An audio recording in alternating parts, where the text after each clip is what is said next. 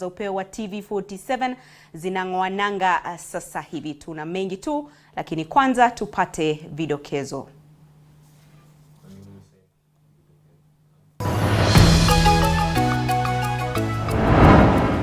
Rais William Ruto aongoza hafla ya kusambaza chakula cha msaada katika kaunti zilizoathirika na ukame. 3.5 million citizens in the Republic of Kenya are today severely affected by drought, not to mention livestock.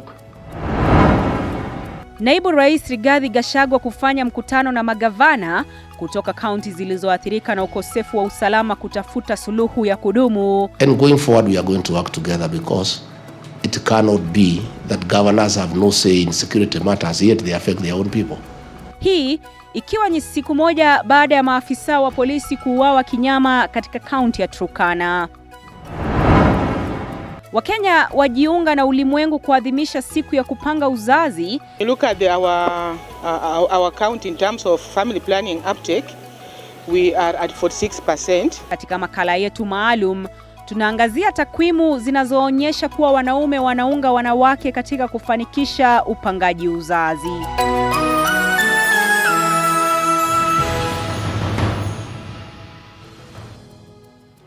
Asante sana kwa kuchagua kutazama taarifa hizi. Mimi wako Andrin Kilemi, mwenzangu kwenye lugha ya ishara ni Ann Wairimo.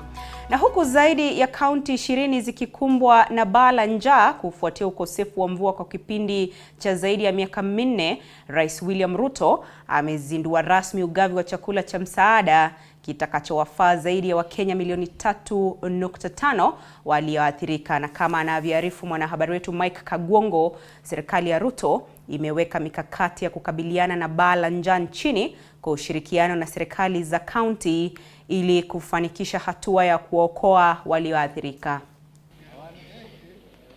Huku zaidi ya watu milioni 3.5 wakizidi kuhangaika na baa la njaa nchini, Rais William Ruto amesema zaidi ya lori 50 zimetumwa kuwasilisha bidhaa za mchele na maharagwe katika juhudi za kukabiliana na kizungumkuti cha njaa. We have in this 50 trucks 20,000 bags of rice, 20,000 bags of beans and assorted animal feed together with cooking oil that will go to the various parts of our country that today are facing serious challenges of drought.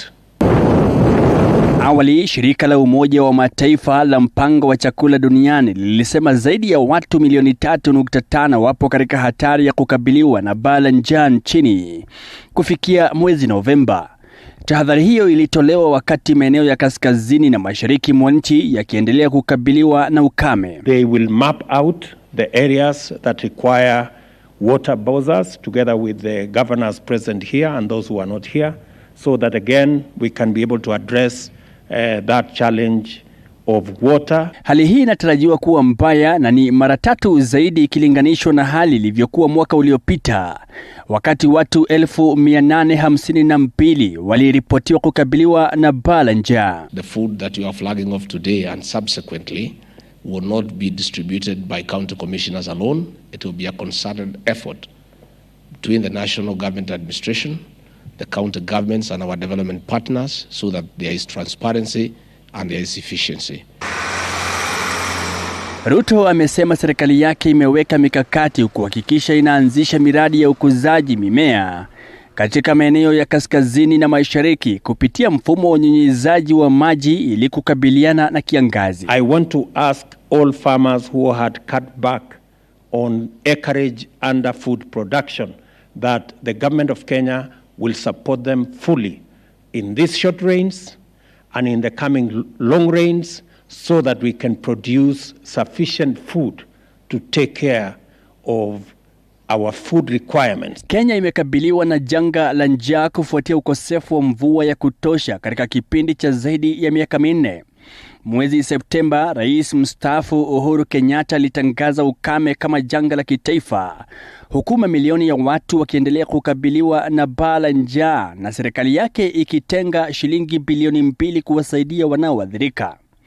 Hata hivyo, Rais Ruto amesisitiza kuwa awamu mbalimbali za chakula cha msaada zitazinduliwa kila wiki, akizitaka serikali za kaunti kushirikiana ili kufanikisha vita dhidi ya njaa. Kuingilia kati kwa Rais William Ruto kutafikisha kikomo mchakato wa njaa, ambapo zaidi ya kaunti 23 zimekuwa zikiumia katika kipindi cha zaidi ya miaka 4. Mike Kagwongo, TV 47 kutoka ikulu ya Nairobi, kaunti ya Nairobi.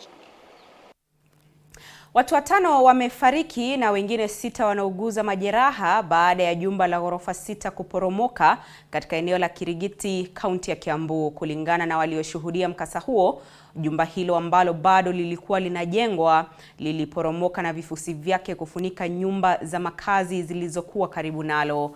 Akiongoza shughuli ya kuwaokoa waliohusika kwenye mkasa, Gavana wa Kiambu Kimani Wamatangi amelaumu ukosefu wa usimamizi mzuri wa ujenzi wa nyumba hizo, huku akitoa onyo kali kwa wahandisi na wanakandarasi wanaohusika na ujenzi mbovu. Aidha, amesema kuwa kaunti itafanya ukaguzi wa miradi inayojengwa ili kuepusha wananchi na hatari. Hii ni mara ya 6 kwa nyumba kuporomoka katika kaunti ya Kiambu chini ya mwaka mmoja uliopita. Idara moja na mahali moja ambaye nitaangalia kwa makini sana. Nataka niwaambie watu wetu, tutembee safari moja. Kwa vile kutoka sasa vile tumeingia kwenye hii kazi, mimi nitaanza kuzunguka mimi mwenyewe binafsi na kuhakikisha kwamba tumekagua hizo mijengo zote ambazo mbeleni walikuwa wamepatiwa licenses na permits za kujenga, na tuhakikisha kwamba kila mtu anafuata kanuni na kufuata sheria ya ujenzi. Hii sio safari ya kwanza ambayo tumekuwa na mkasa kama huu. Ni mikasa imekuwa ikitokea mara kwa mara hapa Kiambu County. Na vile tumefanya, tumeagiza DCI officers waanze uchunguzi mara moja. Waanze kutafuta ile contractor alikuwa anafanya hii kazi na mwenye nyumba mwenyewe, tuweze kuwa prosecute, kwa sababu hii ni makosa yao. Kama sio makosa yao, hatungekuwa na ile shida tuko nayo sasa hivi. Kwingineko, baadhi ya viongozi wa Azimio One Kenya Jumatatu walifanya maandamano nje ya ofisi za Tume Huru ya Uchaguzi na Mipaka nchini IEBC, ambapo polisi kwa kutumia vitoa machozi waliwatawanya wafuasi wao. Na kama anavyoarifu mwanahabari wetu Mwege William, viongozi hao walifika kwenye ofisi za IEBC wakitaka kurejeshwa ofisini kwa naibu afisa mkuu mtendaji wa tume hiyo Ruth Kulundu, huku wakitoa makataa ya saa 24 wakitishia kufanya maandamano ya kila siku iwapo matakwa yao hayatatimizwa.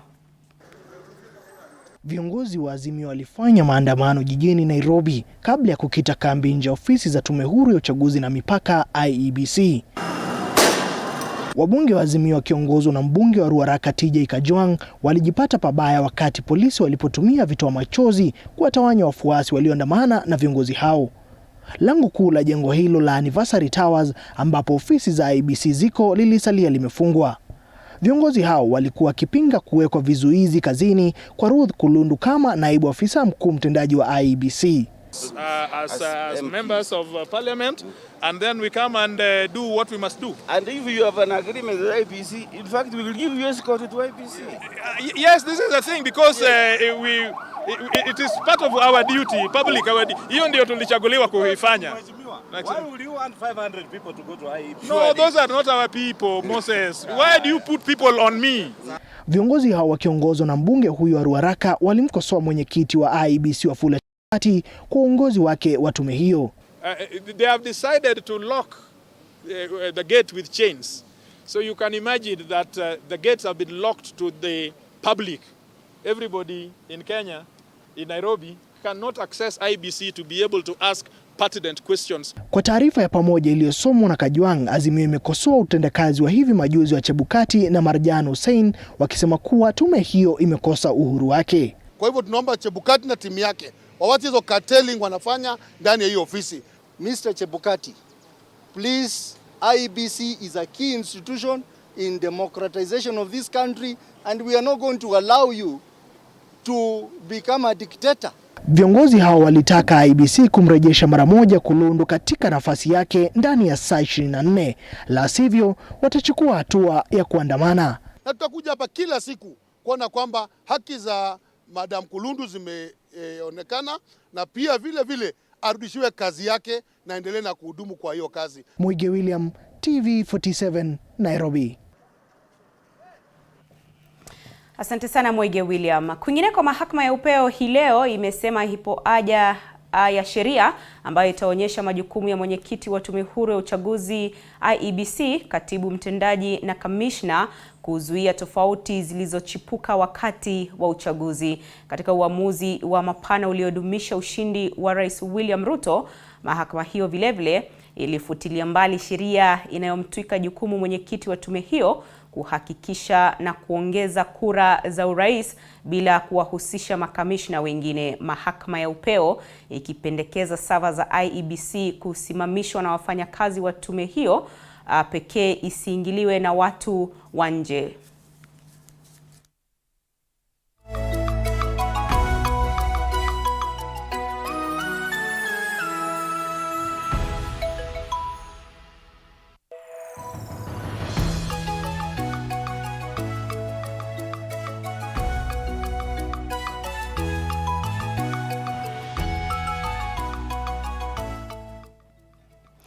Mtazamaji, tume ya haki za kibinadamu kwa ushirikiano na muungano wa viongozi wa kidini NCCK, tume huru ya uchaguzi na mipaka nchini IEBC, afisi ya inspekta wa polisi miongoni mwa taasisi nyingine humu nchini imetoa ripoti ya uchaguzi mkuu wa mwaka huu. Katika ripoti hiyo ikibainika kuwa palikuwa na upungufu wa vifo vinavyotokea kila baada ya uchaguzi.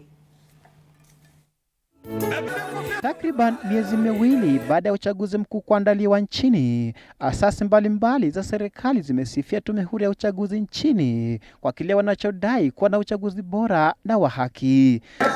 To launch the Kenya National Commission on Human Rights 2022 election report. Siku ya Jumatatu, tume ya haki za binadamu kwa ushirikiano na taasisi nyingine zilizokuwa ngao katika kufanikisha uchaguzi huo zimetoa ripoti kuhusiana na uchaguzi. The report records a substantial drop in the number of lives lost compared to 2017. We've all had it from NCIC, the way there was a better, peaceful environment. We've had it from IPOA, we've had it from the NPS. We had a much more peaceful election. Katika mkao na waandishi wa habari, ilibainika kwamba visa vya utovu wa usalama vilikithiri katika kaunti za Turkana, West Pokot, Mandera, Garissa miongoni mwa kaunti nyingine. This is a huge reduction from the 99 cases that were reported in 2017. The 7 cases, yes, you can see the graph there. We have just the blue for this year, the red was 2017. So we have a big drop in the number of lives lost. And this testifies to the good work done by the security agencies and also the good work done in peace promotion. In that we thank the religious leaders, the NCCK and the NCIC for peace messaging constantly. And not just to defend the rights that affect us, but also the rights of others. Because if you see your neighbor's land being taken away against the law. Msemaji wa polisi Bruno Shozi kwa upande wake alisifia IEBC kwa kuzishirikisha asasi nyingine, hali iliyochangia uchaguzi bora na wa haki. Through our liaison office, we worked jointly with IEBC and developed robust training guidance for all levels of our practitioners, purposely to empower them to better perform. At the core of this training guidance was a deliberate focus on democratic, human rights-based and responsive policing paradigm. Andrew Juma, TV 47. Washikadau tofauti katika sekta ya afya waliungana na ulimwengu mzima kuadhimisha siku ya kutoa hamasisho kuhusu mbinu za upangaji uzazi duniani. Siku hii inaadhimishwa kila mwaka hunuia kuwajuza watu kuhusu umuhimu wa mbinu za upangaji uzazi katika jamii. Mada ya mwaka huu ikiwa ni kuwahamasisha watu kuhusu dhana potovu zinazozingira mbinu za upangaji uzazi.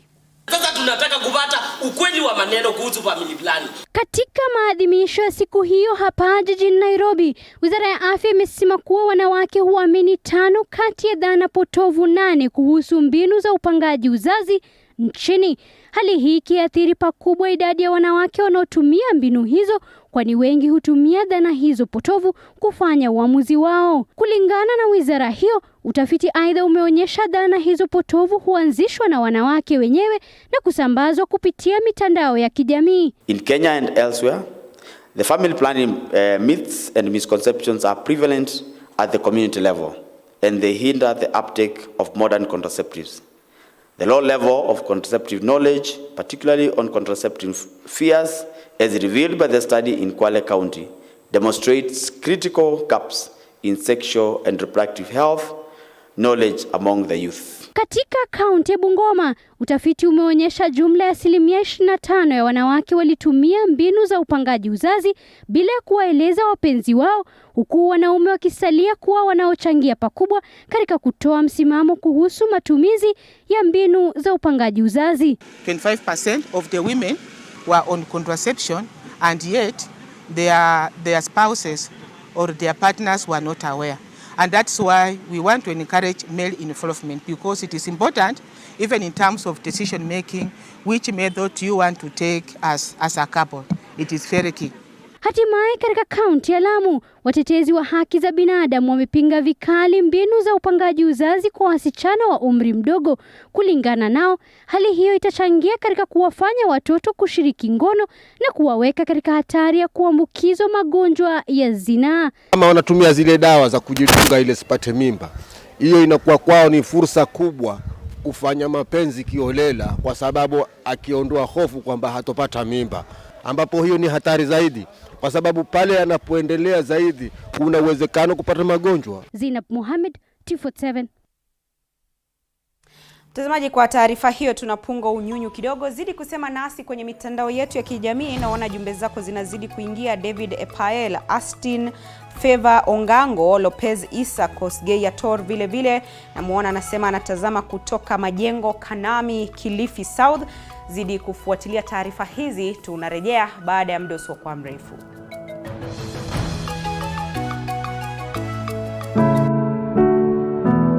Disability is not only limited to physical disorder, but also mental issue. From depression. I was under depression for like 2 years. Bipolar. Bipolar disorder is a mood disorder.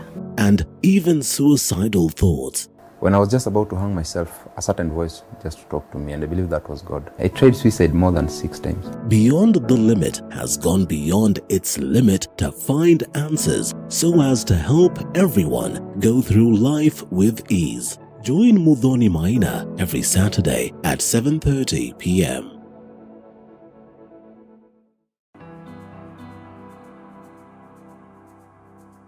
Starting this September at 8:30 p.m. on Tuesday, The Realtor brings it all to perspective. We identify a property, discuss and demonstrate the journey towards ownership.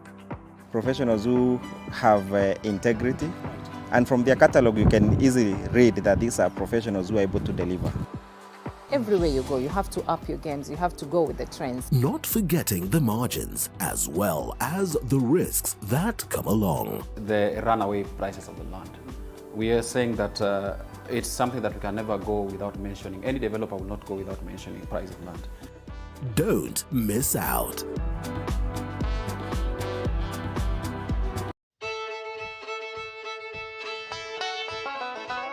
Do you want the latest news on farming? We've got the WikiLeaks for you. Get it? No? Well, okay. Every week, we give you insights on different farms, from crop farming to animal keeping. They're very hardy insects, yeah? The larvae is a very hardy insect. We look forward to having an optimum production in maybe about 5 years. Yes. Oh. Yeah. So we plant every week and we harvest every week. Join Violet Njoki every Sunday at 6:30 p.m. as we skooma the wiki. It's not all the time you have to weed your farm. Sometimes it's of benefit.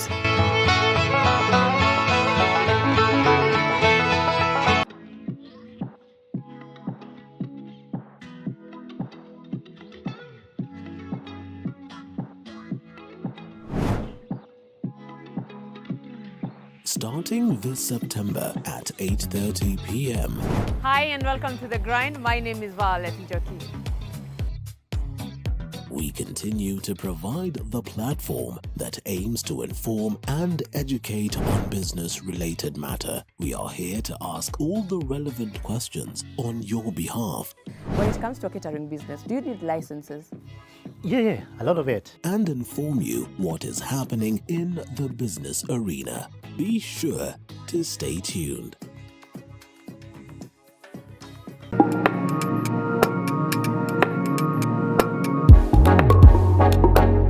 All week, you look forward to the weekend.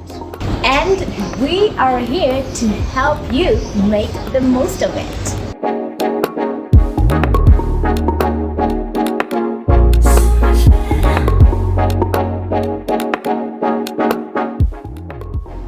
Catch me, Karen Karini, on Fridays. And with me, Muthoni Maina, on the weekend.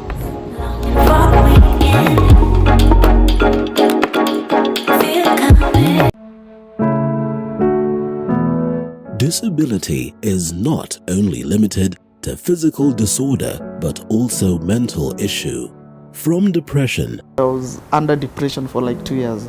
bipolar, Bipolar disorder is a mood disorder. and even suicidal thoughts. When I was just about to hang myself, a certain voice just talked to me, and I believe that was God. I tried suicide more than 6 times. Beyond the Limit has gone beyond its limit to find answers so as to help everyone go through life with ease. Join Muthoni Maina every Saturday at 7:30 p.m.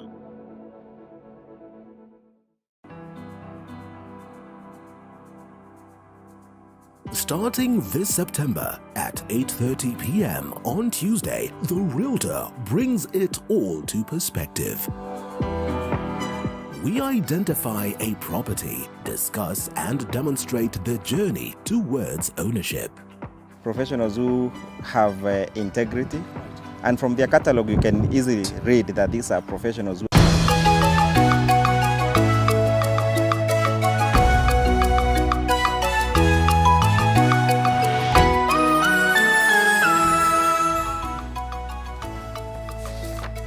Karibu tena mtazamaji, unazidi kufuatilia taarifa za upeo wa TV47. Idadi ya wanaume nchini Kenya wanaokumbatia vasectomy au towashi kama chaguo la kupanga uzazi imeongezeka licha ya imani potovu zinazozidi kuizunguka. Baadhi ya wanaume wameamua kuondolea wake zao mzigo wa kupanga uzazi, jukumu ambalo kwa miaka mingi limeachiwa wanawake. Mwanahabari wetu Violet Auma ametuandalia makala yafuatayo siku hii ambapo Kenya imejiunga na ulimwengu mzima kuadhimisha siku ya upangaji uzazi duniani. Tarehe 9 mwezi wa pili mwaka 2017 itasalia katika kumbukumbu za Shaban Wayumba, mwenyeji wa kijiji cha Muhulabi, eneo bunge la Navakholo, kaunti ya Kakamega. Niliamua kwenda Akito, ikiwa nilikuwa naona maisha imeanza kuwa kama ngumu. Wayumba mwenye umri wa miaka 45 ni baba wa watoto 9. Miaka 5 iliyopita alichukua uamuzi wa kupanga uzazi kwa njia isiyokumbatiwa na wengi, maarufu kama vasectomy, kinyume na dini yake ambayo haishabiki upangaji uzazi wala matarajio ya wenyeji hapa wanaoamini watoto ni mali. Lakini Qur'ani inakatasha, inasema usijaribu kwenda family planning sababu wewe ni muuaji. Sasa kienda. Vasectomy ni mbinu ya kudumu ya kupanga uzazi kwa wanaume ambapo mirija inayobeba mbegu za kiume hukatwa kumzuia kutunga mimba. Wayumba anasema alilazimika kujitwika jukumu hilo baada ya kuanza kulemewa na mzigo wa malezi, huku juhudi za kumrai mkewe kupanga uzazi zikigonga mwamba. Kama wanawake wengi hapa, mkewe Mariam Wayumba alitaka kuwa na watoto wengi ili kukubalika katika jamii hii ya Banyala ambayo inaamini kuwa watoto wengi ni ishara ya utajiri. Yeye hataki watoto, mimi nataka watoto. Sababu najua maana ya kutoka kwetu nioleke ni kuzaa. Sio mapenzi tu. Nataka watoto wawili. Na mimi nitapata wapi wengine? Na sitaki kutoka nje ya ndoa. Sasa hiyo ndio ilikuwa shida. Sio ulikuwa na target kwa unataka watoto ngapi? 10. Kwa nataka 10. Mariam akidai kuwa kila mtoto huja na riziki yake. Nataka mali mingi mpaka ukuwe na familia. Mpaka ukuwe na familia mingi. Wayumba anaamini kuwa aliyeshiba hajui mwenye njaa na kuwa ni yeye tu alijua pale kiatu kilikuwa kinamfinya kufuatia hali ngumu ya maisha na kipato chake duni. Kaona siwezi chukua panga nijikade na niseme Mungu nisaidie, hapana. Lakini sasa furaha katika nyuso zao miaka 5 baada ya kuchukua uamuzi huo ikiashiria amani na kutosheka. Na nimeona kweli sasa hata ika afadhali. Nikienda kwa shamba nipateka hata kama ni 200. Hiyo 200 itasumako mahali niweko panado, niweko mata msovera nikule. Ni hatua ya kijasiri ambayo vijana na wazee wameanza kushabikia nchini. We are very happy by the way. Michael Waithaka ni miongoni mwa wanaume wachache nchini waliochukua uamuzi wa kufanyiwa vasectomy. A very simple procedure, painless, and I cannot say, though it's a surgical procedure, it's not an operation per se. Yeah, it's called non-scalpel vasectomy. Now I don't have to worry about anything. Waithaka ambaye ni mwanatakwimu na mchambuzi mkuu wa data katika shirika moja lisilo la kiserikali nchini anafahamu fika umuhimu wa wanaume kushiriki katika uzazi wa mpango. Even from where I come from, it's something that has never been heard of.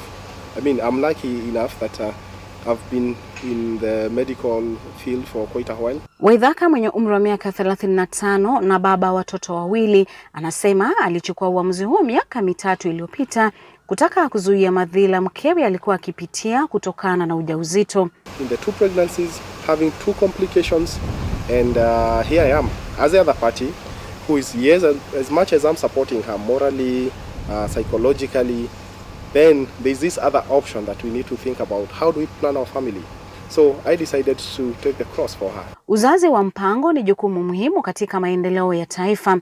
Ndiposa mengi yanastahili kufanywa ili kuhakikisha kuwa wanaume wanashiriki katika swala la uzazi wa mpango. And actually, if you ask a person at random out there what they understand by vasectomy, they'll tell you it's castration.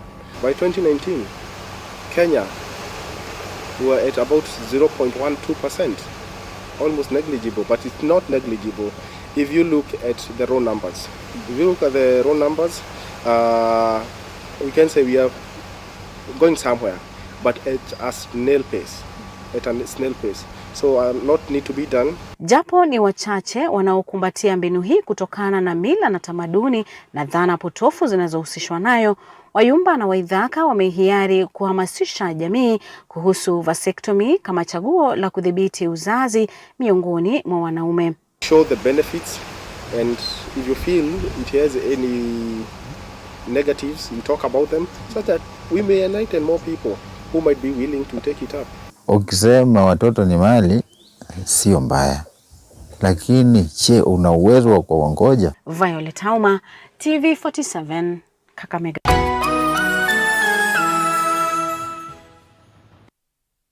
Na michezoni, Bidco United mapema leo ilitinga nusu fainali ya michuano ya kirafiki ya kombe ya Elite baada ya kuicharaza Sofapaka mabao 2-0 katika uwanja wa Annex Kasarani. Bidco ilianza mechi hiyo kwa mpigo na kuchukua uongozi chini ya dakika 2 dimbani baada ya Emmanuel Nyaguti kumwandalia pasi safi Samuel Ndongo aliyefungulia Bidco kurasa wa mabao, huku Ezekiel Okare akicheka na wavu na kuongeza Bidco bao la pili na la ushindi katika dakika ya 70. Akizungumza baada ya mechi hiyo, kocha mkuu wa Sofapaka David Ouma alieleza kuwa hajaghadhabishwa na matokeo hayo, kwani amekuwa akijaribu mfumo mpya wa mchezo katika mchuano huo na kuwapa wachezaji wote nafasi ya kuingia na kushiriki katika dimba hilo.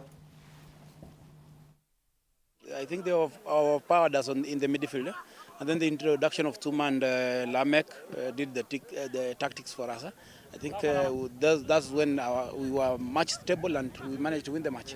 Definitely, these are pre-competition tournaments. You can see in terms of how we developed the game. My concern, we started the game a little bit slower. Of course, we understand that Bidco is an unpredictable team. Of course, I think you can see from their physical attributes that they brought into the game. Of course, there's no cause for alarm for me. We are building the team. It's a pre-competition. I know the situation that I have. I have to throw in every player that I have to give them the chances. So it shows me the character. Na zaidi ya vijana 25 kutoka wadi ya Emso County ya Elgeyo Marakwet watanufaika katika mradi ulioanzishwa na shirika la Africa Sports and Talent Empowerment Program inayolenga kukuza talanta katika eneo hilo. Kulingana na mwenyekiti wa shirika hilo Timothy Musala, ni kwamba kaunti ya Elgeyo Marakwet imejawa na talanta ambayo bado haijatambulika, hivyo basi kuwepo na umuhimu wa kusaka talanta hiyo. Akizungumza na baadhi ya wanahabari, mwakilishi wadi wa Emso Christopher Cheboboch, aliyekuwa mwanariadha tajika humu nchini, alidai kuwa serikali ya kaunti hiyo itawajibika ili kuhakikisha kuwa wametuza talanta katika eneo hilo. Identify the talent, we nurture the talent and expose the talent.